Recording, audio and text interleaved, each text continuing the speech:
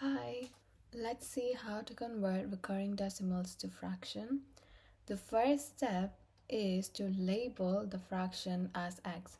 Let's say I'm trying to convert 0.2 recurring into a fraction. The first thing I would do is label that as x. The second step is to make another equation using the first equation by timesing it by 10 or 100 or 1000.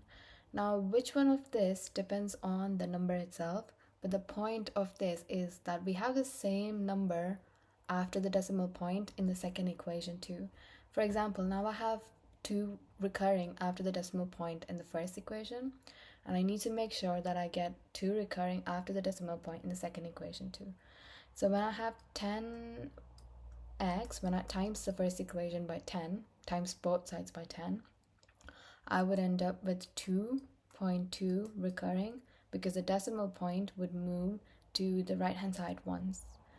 Now I have 2 recurring on after the decimal point for both the numbers. I could move on to the third step. Subtract the equations to remove the recurring part. I would have to subtract both of the equations.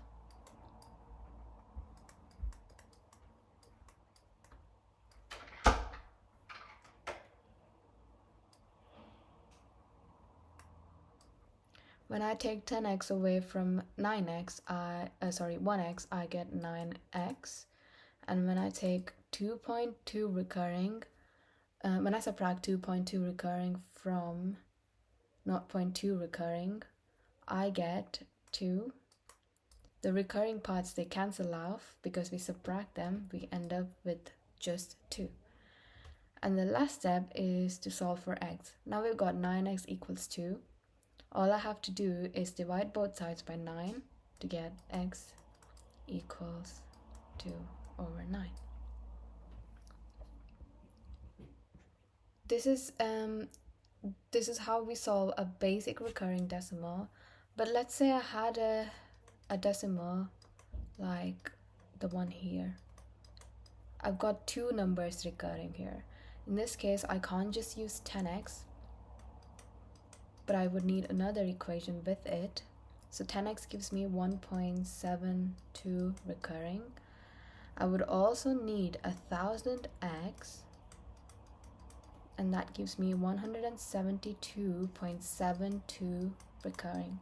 I need 1000x because I need another equation with just 7.2 recurring after the decimal point. If I had 100x, I would end up with 17.27 recurring, which is different from 7.2 recurring. I subtract the equations.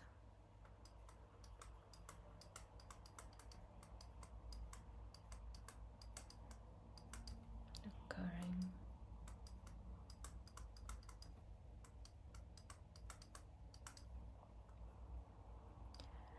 Again, the recurring part, it cancels off.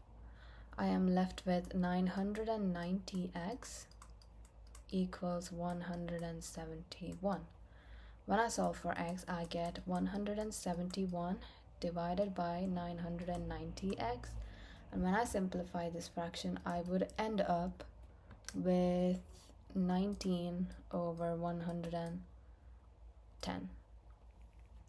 Now, can you please pause the video and have a go at these questions?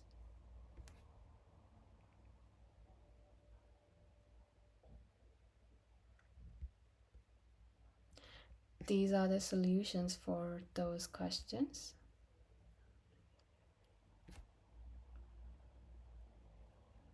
And I hope you understand recurring decimals better now.